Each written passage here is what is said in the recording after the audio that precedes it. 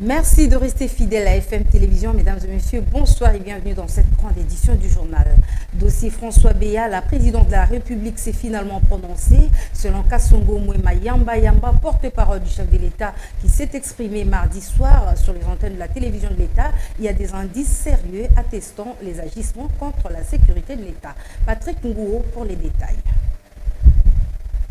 Au sujet de ces révélations, le porte-parole du président de la République, Kasongo Mwema Yamba, a précisé que les enquêtes se poursuivent à tous les niveaux. Les enquêteurs disposent d'indices sérieux attestant d'agissements contre la sécurité nationale.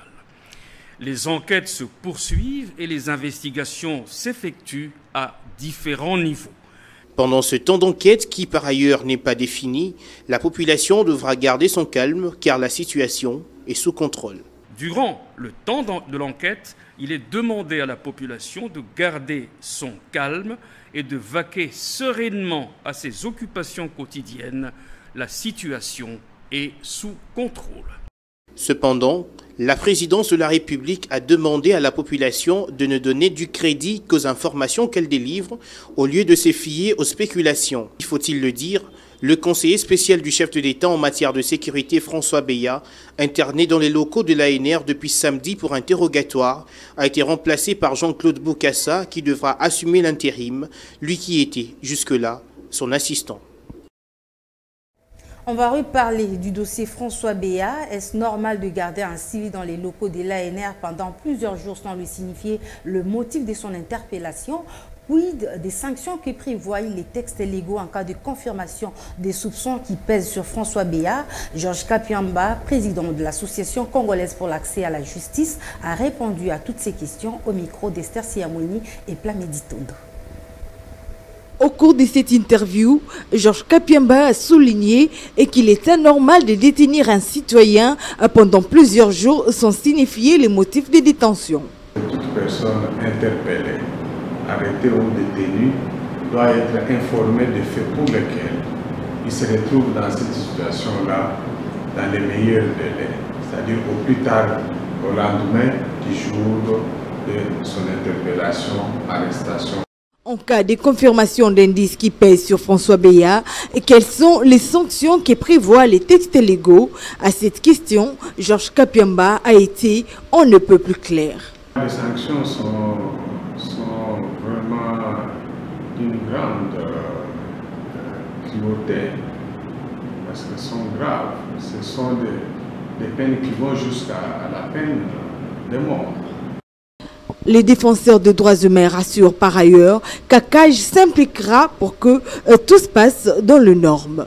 C'est de continuer à évaluer le respect des droits humains qui sont reconnus à toute personne qui est interpellée, arrêtée ou détenue en rapport avec n'importe quel fait. Samedi, lors de l'arrestation de François Beya, ces derniers avaient reçu la visite du président de l'ACAJ et qui, du reste, dit suivre ces dossiers de près.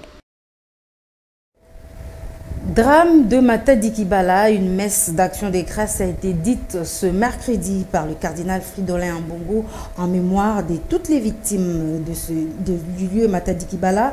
La messe a eu lieu à la paroisse Notre-Dame du Rosaire, située dans la commune de Mongafula.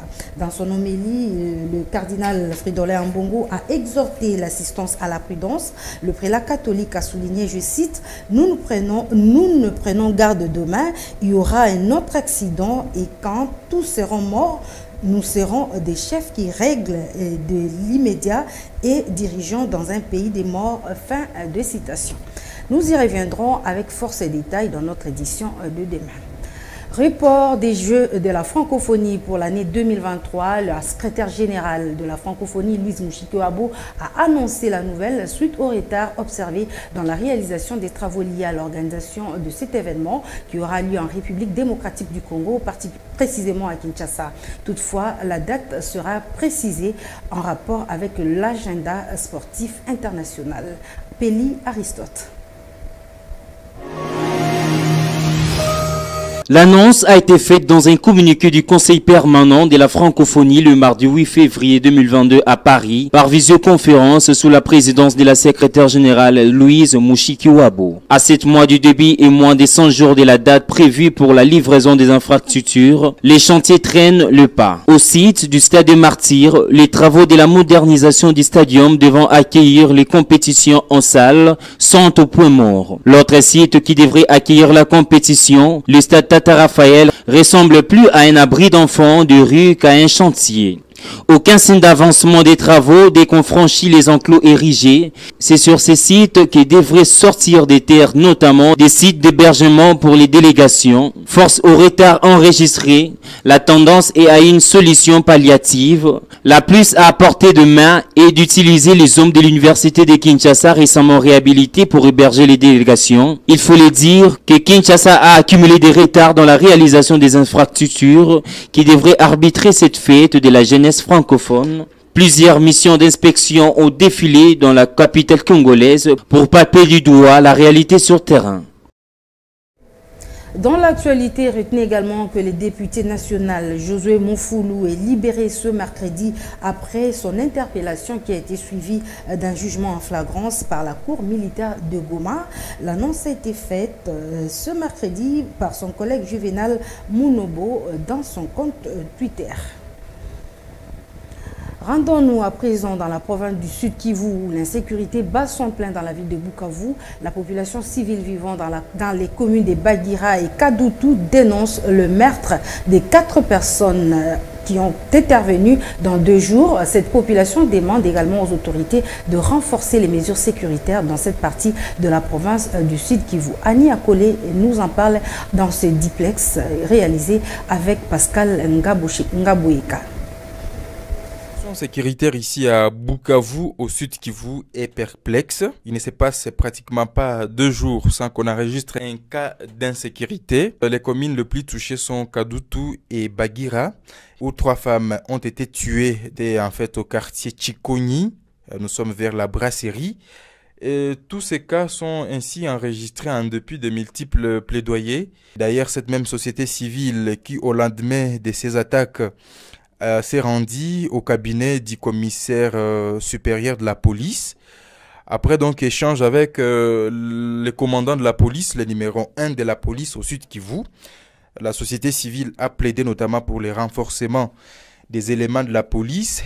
La criminalité urbaine a pris également de l'ampleur parce que il y a certaines avenues où vous ne pouvez pas passer à partir de 18h30. Il est chez les Maïbobo et des bandits criminels qui se baladent comme ça dans la rue et qui font la loi dans les heures tardives. L'organisation des patrouilles mixtes entre les jeunes volontaires engagés, qu'on appelle ici communément les jeunes patrouilleurs, ainsi que certains éléments de la police, pour essayer de voir tant soit peu comment mettre fin à cette situation dans ce même souci de voir la sécurité, n'est-ce pas, être rétablie.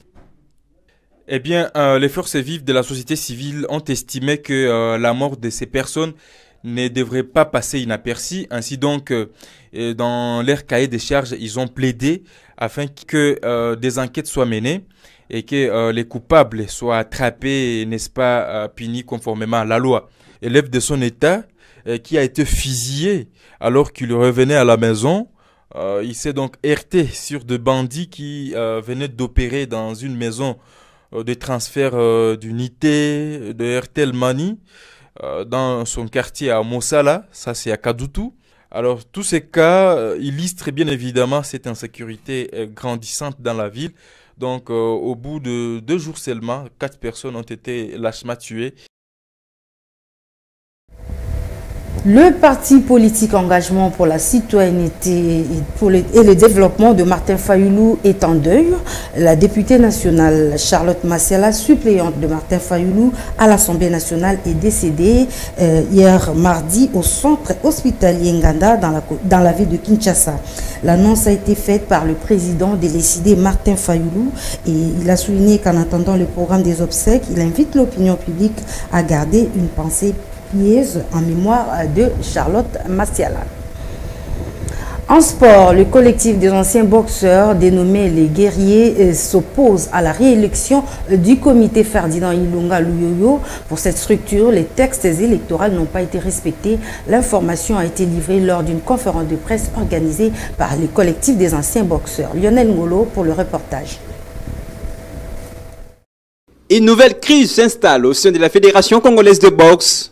Constituée à plus de 92% des anciens boxeurs, l'équipe des guerriers dit s'opposer à la dictature instaurée par le président Ferdinand Ilunga Luyoyo, tout en lui reprochant d'avoir organisé les élections illégales taillées sur mesure. Vous avez appris qu'il y a eu au niveau de la Fédération congolaise de boxe une élection au niveau du comité exécutif.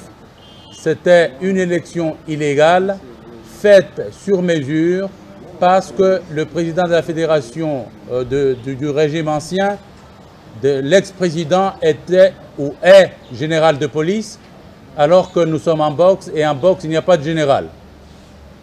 Cela dit, vous comprenez tous les atouts, et je crois que la plupart d'entre vous ont suivi plus ou moins ces conflits qui ont trop duré et qui se sont achevés par une élection de force. Le comité surnommé le guerrier, conduit par le président honoraire de la Ligue nationale de la boxe professionnelle, se fixe pour mission de remettre l'ordre et d'organiser les élections démocratiques. C'est un comité qui va organiser les élections démocratiques crédibles et transparentes. C'est un comité de guerriers et il faut absolument que les guerriers puissent avoir l'arme à la main et ils soient au front. Quand on n'est pas au front, on n'est pas guerrier. Plusieurs grèves ont été formulées contre le comité Ferdinand Ilunga Luyoyo, dont la violation répétée des tests, signalant qu'il n'y a aucune réaction jusque-là du côté du comité en place. Il s'y est rappelé que ce comité a été voté lors de la dernière Assemblée générale élective du 31 janvier 2022.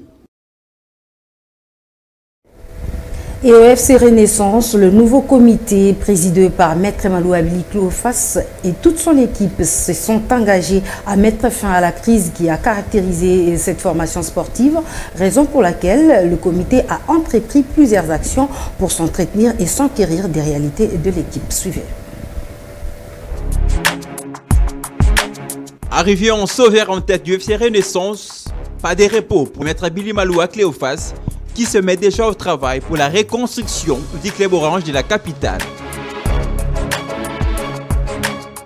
Tout a commencé à l'Assemblée générale extraordinaire organisée au sein du club qui a publicité à la fin de cette assise Maître Malou Abili Cléophas comme le nouveau président du comité sportif du FC Renaissance du Congo.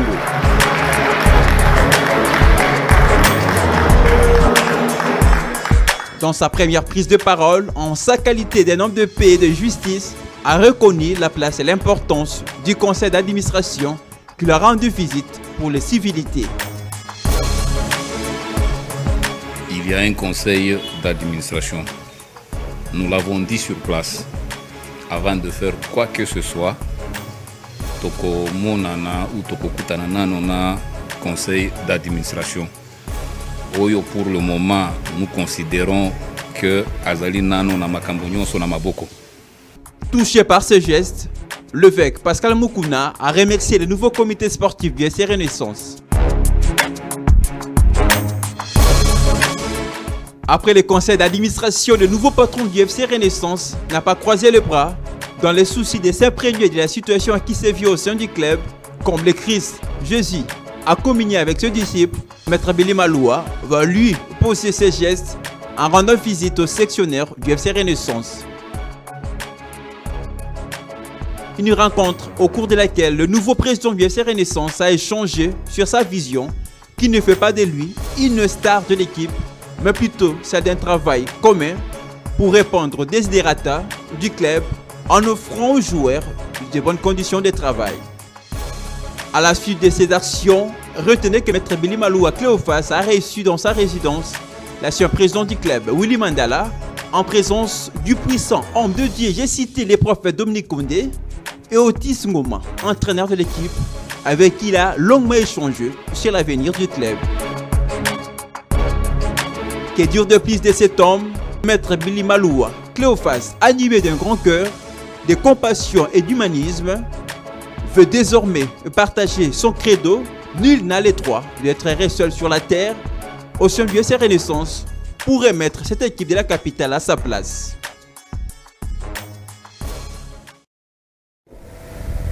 Mesdames et messieurs, ainsi prend fin cette grande édition du journal. Merci de votre aimable attention, mais restez branchés pour suivre notre rubrique La Découverte avec Fifi Kalumbwe et Lionel Ngolo.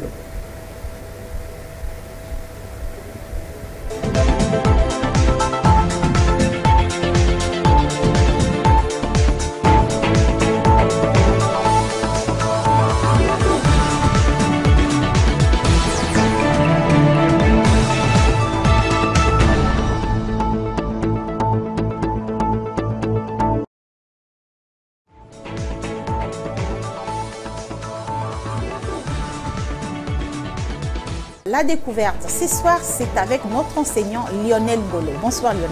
Bonsoir Fifi Kalumbwe, bonsoir à tous.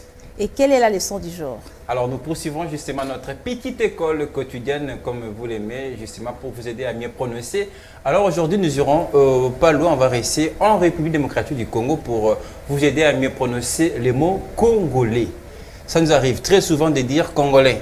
Vraiment. Alors, nous sommes des Congolais, nous prononçons très mal justement ce nom, et qui n'est que par définition congolais, ce sont les habitants de la République démocratique du Congo, c'est aussi les habitants de la République du Congo, juste en face de nous, séparés par le fleuve.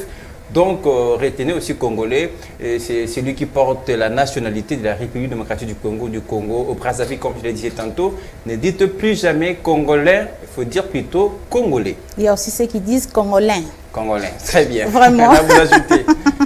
Donc, nous avons tous corrigé. Il s'agit des Congolais et non Congolais, comme l'a souligné Lionel Ngolo. Mesdames et messieurs, c'est la fin de cette rubrique. Merci de nous avoir suivis.